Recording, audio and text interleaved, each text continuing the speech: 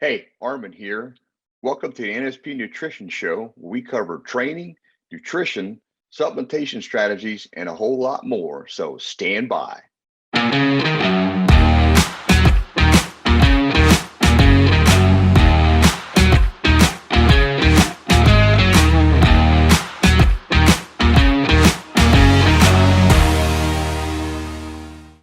Hey, and welcome to the NSP Nutrition Show. I'm Armin Eckelbarger. And I am Frank Mills, and we welcome you to the NSP Nutrition Show. Today, Armin and I are going to be talking about Vince Gironda's Shaping Specialization program. So that's in the first segment of the show. In the second part of the show, we'll be talking about lifestyle factors that affect hormones. And that's a big deal. As Armin always says, the hormones are the messengers to your body. So you need to know about this. Armin, sounds like you got a great show planned, man. Well, hopefully everybody thinks it's great, but I think it'll be interesting. So we'll go from there.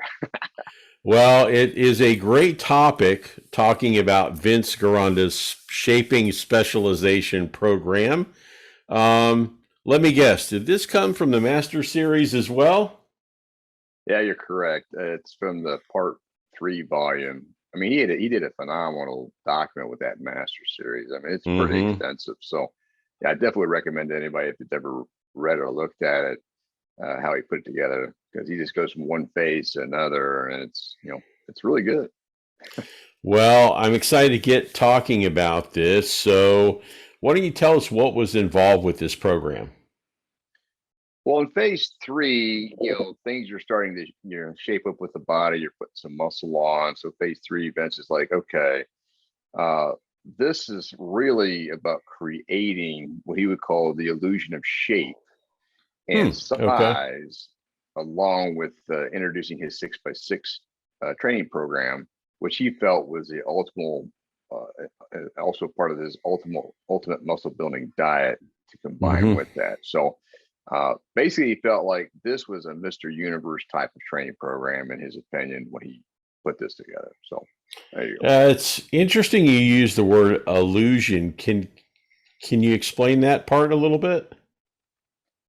Yeah, so Vince kind of realized this when he started competing, back in the 40s and 50s, that people, when they see you on stage versus when they see you in person, would ask, you look different than when you're on stage. And so this is where people actually perceive you being bigger than you are, basically because of the proportions of the body and how they've been developed through the muscle on their frame. So that was one thing that he noticed. And also from taking pictures, it tells the story as well. But I kind of get it all the time as well. I have people that when I do posts from time to time, they're thinking, well, how tall are you? They think I'm taller than I am. I'm only 5'7". And then they're like, well, how much do you weigh? And then when I tell them, they're kind of surprised by that because of the proportions of the muscle on my frame. And also when they see me in person, some people think I weigh like 200 pounds, and I weigh like 172 to 175 to varying. But it's just the way that my frame holds the muscle. So that's really what he's getting at here. Okay, so how does someone do this, Armin? Well, according to Vince, he said you need to achieve a longer looking leg. You need to diminish the hips, which makes the legs look bigger. Appear to have a smaller waistline, which makes the back and the chest, accentuate that to make it look bigger, especially across the shoulders as well. So you got a nice V taper. So the V taper goes from the top down and then from the bottom down. So that's how you create that shape, that illusion, which, if you look in your shadow, your body shadow, whether it's good or bad, you can see your shape. So something else to kind of keep in mind. It's a pretty interesting perspective, in my opinion, because, most people, when they see a guy who's in good shape, that V shape that you were talking about, wow, his shoulders and his back is so big, but maybe they're not as big as you think. Maybe it's because the waist and the hips are smaller. It does give that illusion then, right? There's just a ton of benefits by keeping a small waistline, bottom line. Makes Interesting. everything. It always makes everything look better. Interesting. Okay. So why don't you tell us the things that are involved with this? Okay, so with Vince, he said that you need to choose portions of each of the muscles that the average bodybuilder or the average person does not even take notice of. Okay, so you need to look Okay. at the overall physique and the frame. And next step is to set up a program to work those particular muscle parts, within the Mm-hmm. confines of make sure they recover properly so that you get the development you want. And then obviously the food combinations are going to be needed to help build muscle to repair it and make it grow the way you want to. So proportioning a muscle requires, according to Vince, that you work on one exercise only per muscle Mm-hmm. group, because you're trying to bring out a single portion of the muscle, and he felt like other portions of the muscle weren't as necessarily as big an issue as the one that was lagging, because he felt like Mm-hmm. it would bring up the other one. So that was his focus at that time. Now you got to remember, this is back in the 50s and the 60s. So Right. Right. there also was not near the equipment that we have today and the different Right. variety of kinesiology and exercise physiology and all the things we know now. So that's why he came up with it at that point in time. So I would say that there's probably some variation that like for myself that I would do versus just doing one exercise per muscle group. But at the same time, it did work well at that point Mm-hmm. in time as you just look at the people he used to train. Right. Right. Well, can you dig in a little bit and tell us how it would work or how it did work? All right, so Vince really felt like the person would need all their strength and energy to actually work each selected portion of that Mm-hmm. muscle. So that's why he called it shaping specialization. You're trying to shape one part of the body to develop it so it looks better than it used to. All right, Mm-hmm. so then he also focused on, well, they need to recuperate from each workout 100% to get fast growth. So by not overthinking it, just by focusing on that one muscle group and really working it hard to develop it, then obviously it's going to respond. Okay, as long as you give them 100%. So that was Mm-hmm. his overall focus and getting the shaping to happen. So then when that happens in other areas that may need more shaping, you're making sure you're staying focused on that so you get an overall nice balance to the physique. He was very good at it personally. I mean, Hmm. if you looked at the different athletes he trained, um, he could see the weaker areas. It's like, hey, we need to work in this one area here. So let's do this exercise or exercises to bring it out even better. And then he got it to happen as long as they could just build muscle. Right. Right. Interesting. Well, you mentioned shaping specialization. Can you tell us what's really involved with that? Well, then said there's, he like several exercises per given muscle, okay, Mm-hmm. that have real value to developing that muscle. So other exercises, in his opinion, were just a variation of the same exercise, which is true, okay, but it Right. still Right. has some merit. So he made the program real simple and short. Again, he wanted people to be able to focus on it, but he made it more difficult by having the person have short rest periods and not letting go of the weight to really keep the intensity high. And so then this is where the 15 to 30-second rest periods came into play, because Mm-hmm. he'd have you really keep pushing and pushing those short rest intervals, because again, it's getting a lot more volume in a shorter period of time is what causes muscle to grow rapidly. And so that was one of the key things with that is keeping that short rest period, keeping the tension on the muscle, not letting you relax. You hit it hard, then you let the muscle recover. So, is that one of the ways of increasing progressive resistance, Armin? Yeah, exactly. I mean, Okay. there's a lot of ways to have progressive resistance strategies, Mm-hmm. but this one, it was the reason he looked at it this way. Instead of having to add more sets and reps, you're Right. just increasing the intensity with what you're doing. And Vince kind of felt like just by adding more sets and reps, you cause your form to get sloppier, most likely due to fatigue of the duration of Right. time versus hitting it really hard in a concentrated format. Um, but at the same point, he also emphasized not rushing through the workout.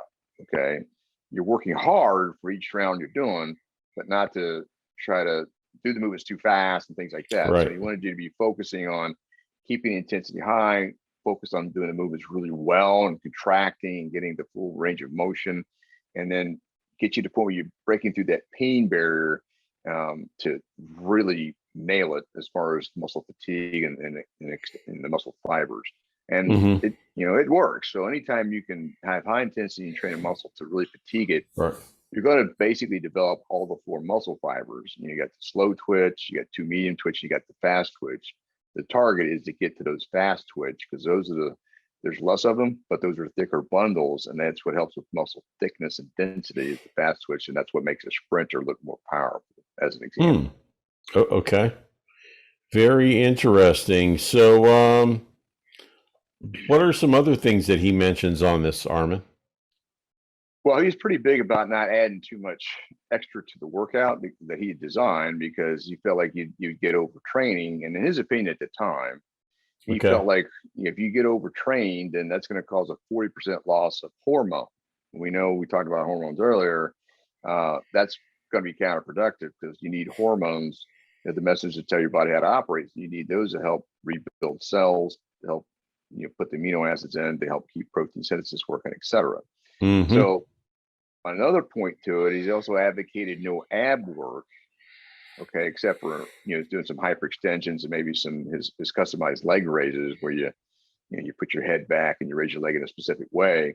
But you wouldn't have you do that during the workout, but he'd have you do it separately after you recovered a couple days a week. And he wanted you to do that on the upper body days, to if you wanted to work those areas, around the abdominal area. And this was basically to avoid what he would call a nervous shock to your central nervous system. Okay. And there was a lot of merit to that, and I believe what he says on that. So he just advised working those areas separately, but on upper body days, so that you're getting stimulation, but you're not overstimulating where you could get overtrained. Gotcha. Well, sure, everybody's wondering about this like I am. Can you clarify a little bit on sets and reps on the things that you would do for this? Yeah, so this is really where he felt that this was a Mr. Universe type of non-specialized bulk routine. And he called it the 6x6. So it was 6 sets of 6 reps with each muscle group. But you're doing it in a very focused manner, heavy weight to get that 6 reps.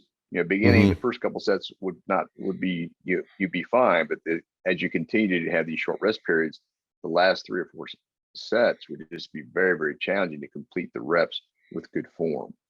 Gotcha. So he said, monitor your tempo, make sure you get the full range of motion, make sure you're contracting a muscle to a point where he thought it would be a hypnotic effect, so that you're getting in the right mental state to engage that mind muscle link, so you're getting the muscle to really activate a lot. So that's kind of how he put it, which I would agree with.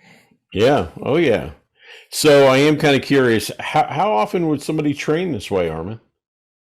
So with this, it's basically, he had it broken down to a 2-day routine. One day is upper body, then followed by the lower body, and then your total workout time wouldn't exceed 45 minutes. So the days of recovery would vary a little bit depending on your fatigue, but it's like upper body day 1, lower body day 2. You may start to repeat the process or take a day off and then repeat the process, but just keep the session under 45 minutes, just working really hard to get as much work done as possible in that 45-minute window. All right. So that's sets and reps. What about the weight selection? So he felt like, you do like a 60% of 1 rep max type of strategy, but to keep things simple for people, as I would just say, do a medium to heavy weight and start there. And then you just adjust it as needed. If you go too heavy, you're not going to get 6 sets of 6. Okay. So right. Obviously the next time you do it, you're going to go a little lighter, but you'll still get benefit from doing it. Even though you didn't make it, the thing is you want to see how it works, getting the full 6 sets of 6 regularly. And then as you're getting stronger and you're getting better at it, then you want to add weight again, small amount, typically 10% or something, and then try again, complete the 6x6 within that 15 to 30 second rest periods. That's challenging, man. I mean, I've done it. That's interesting. Interesting. All right, so we're pretty much getting close to be out of time. Anything else you'd like to add as we close? Yeah, so with this type of training, it's pretty intense. So Vince he never had any kind of routine for too long. So this would go Mm-hmm. from like 6 to 12 weeks, and after that, you'd want to start switch out to something else. So and then as you're doing it, even though you're focusing on shaping a particular body part, Mm-hmm. there are other exercises that you'd want to alternate in and out. So, for example, he'd have parallel bar dips as your main exercise for 1 week, but then the next week he'd have incline presses as an example. So you want to interchange some of the exercises, same thing with rowing and then pull downs, that kind of thing. So that's the thing you want to keep in mind. You just don't do that same exact exercise throughout the whole time. So you want to Mm-hmm. interchange that. You're making sure you're shaping that muscle as much as possible. And that's where you need to understand what the different exercises do, what muscle groups are going to affect to get the balance looking that you're, the balance and symmetry that you're looking for. Gotcha. Well, Armin, a lot of great information on the Shaping Specialization program by Vince. Man, a lot of good content. We appreciate it, man. Yeah. One other thing I will say is Oh, yeah. if you're somebody that's not sure about the exercise selection to bring up a lagging muscle group, this is where Mm-hmm. you'd want to hire a good, credible coach, Ah. or even somebody like myself to explain to you, okay, based on your triceps, for example, if you don't have a good thick tricep, most of the time it's because you're not working the long head of the tricep. So to me, the best way to develop a good thick tricep overall is doing close grip bench press or heavy tricep dips. Those really are the bread and butter movements to develop a tricep. Okay. Now push downs will help develop the outer head. So if your outer head wasn't coming up like the way you want, then you just focus on push downs to kind of give you some examples. So something like that. Good stuff. All right. Well, that's the first segment of the show. When we come back, we'll be talking about the lifestyle factors that affect your hormones. So stand by for a quick word from NSP Nutrition, and Armin and I will be right back.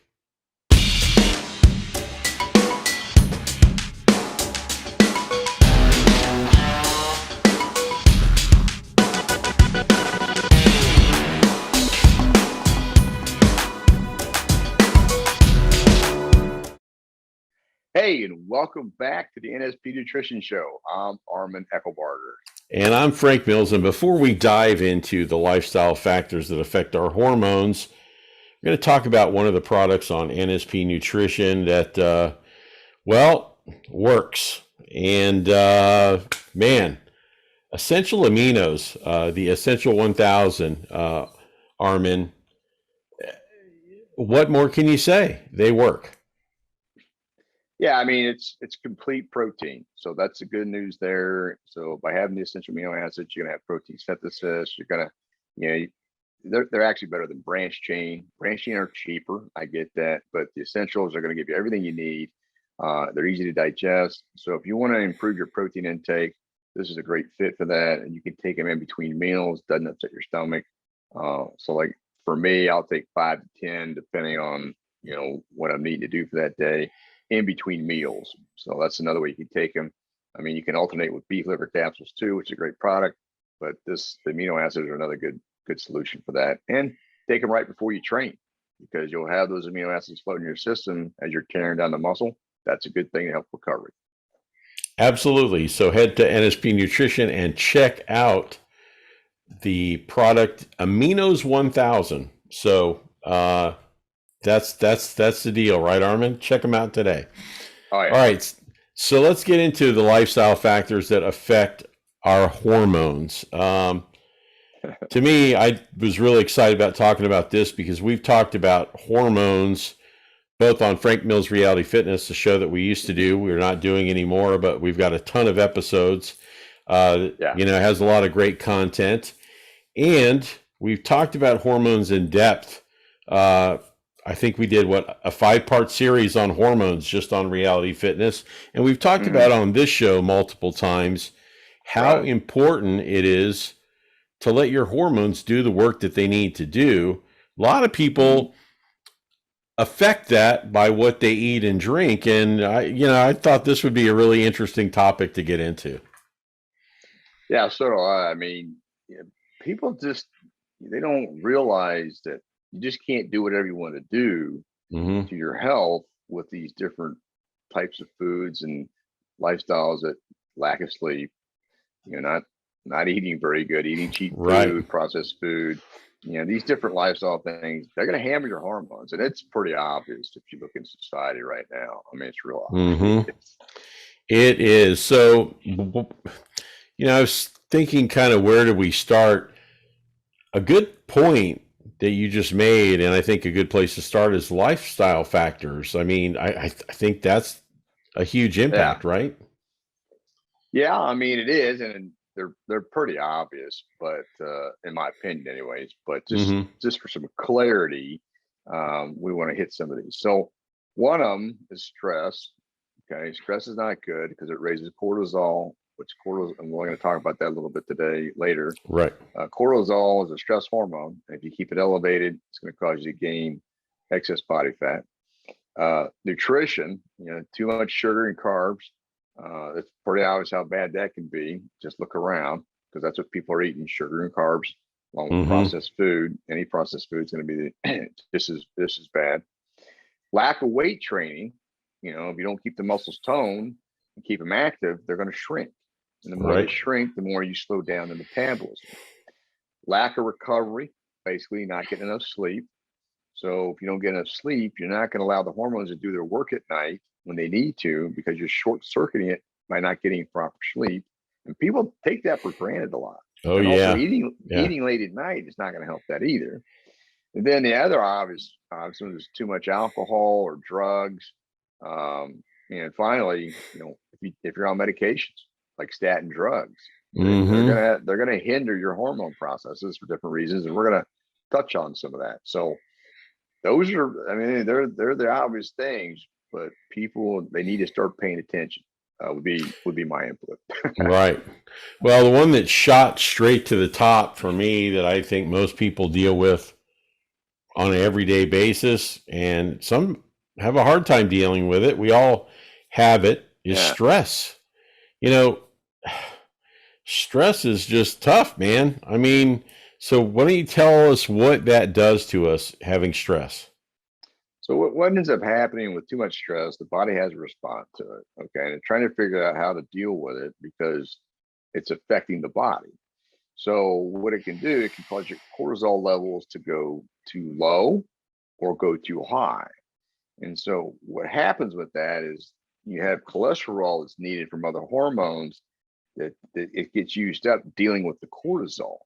So this can affect your testosterone level over time as well and other hormones because they don't have the cholesterol they need because they're so busy fighting uh, getting used up by the cortisol or not Mm-hmm. getting used up properly by the cortisol either. So you need to come up with ways to manage your stress so that the body stays more homeostatic and more comfortable in that regard. Interesting. Interesting. So stress is one thing, but the other thing I thought of too is nutrition. I mean, it's really basically the foundation of our workout plan of our life. I mean, we have to eat, right? We have to have nutrition. It's a big factor. What would be the focus there, Armin? Yeah, nutrition's huge. Okay, I mean the old saying "you are what you eat" has a lot of Right. value. So uh, here's the thing: is you want to keep your hormone levels in optimal range. Okay, because Mm-hmm. hormones are the messengers that tell your body to operate. You can't be having excessive amount of sugar and carbs, especially refined carbs, because they do nothing for the hormones. They don't help the hormones. You need fats to help hormones. And Mm-hmm. people, fat is bad. You get that all the time. That's why Right. Vince, it's like he never understood people talking about fats being bad. It's just he didn't give it the time of day. He just stopped talking to you. There's plenty of stories like that. Mm-hmm. So your focus, if you want to be really healthy, keep your hormones at an optimal level, which helps you have great energy, helps you have good strength, helps you function better. Then you need to have protein and fats, okay? Because you need to be able to give them the enzymes and the proteins and the cholesterol from the fats, so that when the cells need to rebuild, they have everything they need. And this includes saturated fat. Saturated fat is not horrible. It's something that your body actually needs. All right. So what this also means is eating quality proteins, which we talk about all the time, while already having, which already have fat in them. So you already have a built-in thing right there. So doing quality protein is a huge difference. And then non-starchy vegetables, because it helps to provide different nutrients like zinc, which is important for testosterone and other hormones. And so if you do that, then for example, spinach, broccoli, asparagus, okra, those type of vegetables are very good for you. They help with your hormones, help to manage your hormones. But if you're somebody that's living off of processed food and cheap food all the time, you're going to be on a struggle bus. It's just not going to be good. And you're not going to notice. You're not going to notice it in the beginning, but don't worry. Over time, it's going to show. And what it does to your body, if you look around, it's horrendous. It just makes the body, look totally unconditioned and totally just a blob, unfortunately, with the way people are treating it. So anyway. Right. Well, another one that you had mentioned at the beginning was weight training. And that's not a surprise. It's something that, gosh, we've talked about almost on every show. But I'll assume that it's just to build muscle, or are there other options or other reasons? Yeah. So here's the thing is when you're doing weight training, you're going to cause the body to have to adapt to the stress, this type of stress. And to adapt to it, it needs the hormones to do their job to rebuild cells, to be able to handle the stress that you keep putting it under. So, and what you're doing, you're tearing in the muscles and you're tearing them down, and you need them to recover. So that's why recovery is really important as well. So weight training not only helps keep your hormone levels at a more optimal range because they're active. Because if you don't use them, the body's not going to keep doing what it's not going to keep making them. So that's another thing. Okay. Right. So as you get your muscle tissue up, this is going to improve your metabolism. So it allows you to burn more energy, and you're going to be able to keep everything working at a higher level. And also it's going to allow you to burn more fat, and that gives you more room to eat the kind of things you want to eat as well, because you can store them in the right places, which is the muscle. So this is why it's really important for people to pay attention to using strength training for the benefits of it. It doesn't have to be over the top. I mean, it just needs to be something to keep your muscles activated and keep the hormones functioning and working. Absolutely. A lot of really things right on the money there, Armin. Lack of recovery, we've talked about as well, how important sleep is. When you say lack of recovery, are you talking about sleep, or maybe even like the time that you let your body rest in between workouts as well? Well, it's actually both. So you need a certain amount of recovery time, but sleep is really critical. And if you don't get enough, then what happens is you're going to short circuit the hormones doing their work at night when you're asleep. And every time you short circuit that, then you're going to, and this is, something I realized a long time ago. When you do this kind of stuff and you get lack of sleep and you go to the gym and train, I can guarantee you, if you only got 4 or 5 hours sleep and you want to go train, your strength will be less right out of the box. You're going to be on the struggle bus trying to do all your movements that you normally would do with no problem because you didn't get enough sleep. And that's what we're talking about here. I mean, and just try that and you'll see what happens. Okay. So with that, the key points is to get to bed before 10 to get the growth hormone release and the hormones to release, because the body has a built-in circadian rhythm that it's used to that. Okay. So if you get to bed before 10, you're going to get a much better hormone response. Now, if you keep staying up late, 11 and 12 and things like that, you're going to affect that because you're not going to get enough of the deep sleep, which is the restorative sleep, along with the REM sleep, the rapid eye movement sleep, which is really important for the hormones to be secreted during the night. And so that work gets short circuit, it doesn't get done. So then you keep doing this, then the body's like, we're not using this, so we're not going to keep producing it. It's not going to overload the body. The body self-adjusts for that.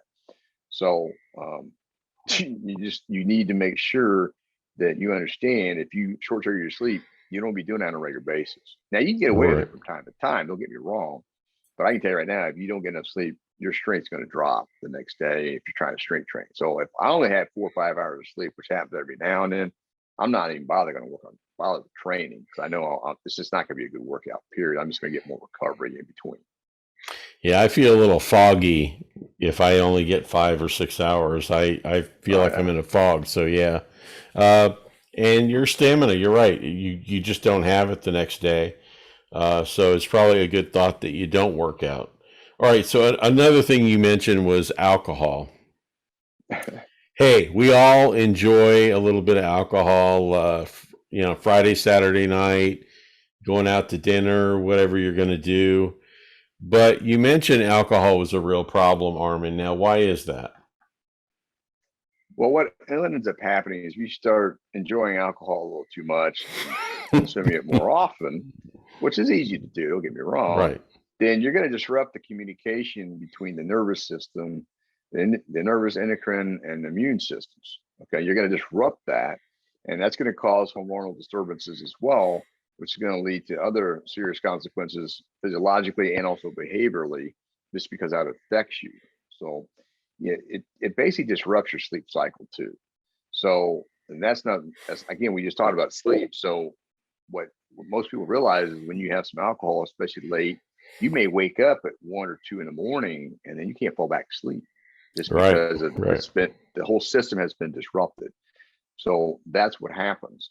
Now, I will say this, if you did have alcohol, and from my personal experience as well, then I would definitely recommend having 5 or 10 beef liver capsules, because I found that helps with detoxing the liver, but also helps reduce the hangover and helps my sleep if I do have alcohol. Just want to make sure you drink a good amount of water with that. So for that amount of capsules, you have some water to flush. Absolutely. And, the one thing that you mentioned, that there was an issue in the communication. If you drink too much alcohol, there's an issue in communication with the English language. Sometimes you can't even, if you have a little too much, right? Yeah, I mean, there you go, right out of the box. Some people are better at it than others; they can control it better. That's right. Well, you can tell somebody starts who don't.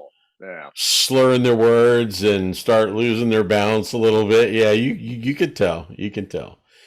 All right, so Armin, another area is drugs. What do drugs do to your hormones?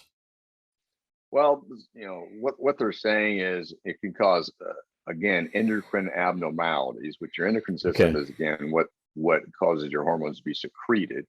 All right, so that's going to affect different mechanisms. So it can alter the hormone production, which again, may not make as much. It's going to change regulation of the hormone axis, and affects hormones on the hormonal transport system. They're getting shuttled across the body like they need to get on the cells, the binding, the signaling, as well as similar changes to counter regulatory hormone systems. So mentally, we know what it does to you there. Okay. So people enjoy that. I get that. But at the same time, if you keep doing that, again, it's not normal. So over time, the body is not gonna deal with it very well. So that's the thing. Every now and then, probably not so much a big deal. It's just chronically doing something because you enjoy it. It's going to take its toll, and there's different cases you can see from that. So, like for example, nothing against people who smoke marijuana. I did it in college, but at the same time, here's what happens when you have too much marijuana is that causes a hormonal imbalance. So it's going to reduce sexual function. I mean, who wants that? And some people will argue all this. They can, but this is what the science is stating. It also affects your fertility. So, fertility is something that, you're going to jeopardize that for long term. That's something you got to think about. Basically, what they're saying is all the opioids that are out there, it's going to cause hypogonadism, however you say that. That's basically, not going to help your testosterone production, help your hormones to stay where they are. So you really got to understand it. If you're doing that, don't be surprised if you start having problems later on with wanting to have kids or wanting to have sex and other things. So just but it is reversible. So good news there. It's just that, again, you got to do things in very good moderation. Absolutely. Absolutely. Moderation is the key. Last but not least, statins will affect hormones. So yeah, how? statins are oh my God, the statin thing is Yeah. just so annoying to me. But, there's a tremendous amount of people on statin drugs because of the way the pharmaceutical industry is promoted through the medical industry. And it's like law that if your cholesterol is up a little bit, well, you need to be on a statin. It's like an automatic. And people need to wake up to that and start doing their own homework, because this is something that's kind of been shoved down the American people's throats. And, they always want to put the scare tactic in where you're going to have a heart attack and have a stroke. Right. Okay. Well, people are still having those on statins. So understand that. Okay. But anyways, enough on that lecture. The thing with statins is they're going to lower your blood cholesterol levels, and that's not good for, helping you to rebuild cells and helping your hormones. So because you're lowering your cholesterol levels, and the thing is they start getting too low. Okay? And then the question is, well, how low is low? So for whatever reason, a lot of these medical professionals say the lower the better. They think it's better. And so the research is showing that if you have low cholesterol, you're going to die sooner. So keep that in mind as you're taking these statins. You need to get things in the optimal ranges, which we've talked about a lot. Okay. So it's going to affect your testosterone levels. It's going to affect the other androgens in your system. And they're important to everything you're doing as far as longevity. This goes for males and females, by the way. So if you want to keep your hormone levels function high level, you need to really think hard before you start going to statin drug and look at the other alternatives you can do. Because the other thing is cholesterol is regulated by your liver. It's not regulated so much by nutrition. Now they want you to believe that so you can change it this way and that way, but it's genetically a lot of times. Somebody has really high cholesterol, that's a genetic problem. That's not about food. Okay. So that's like a cholesterol of 300 or 400. That's a genetic problem. So that may be a need for a statin, but maybe not as well. So what you want to do is have a calcium score test done or an apolipoprotein test done to see if cholesterol is really a problem. Because with those tests done, you'll know.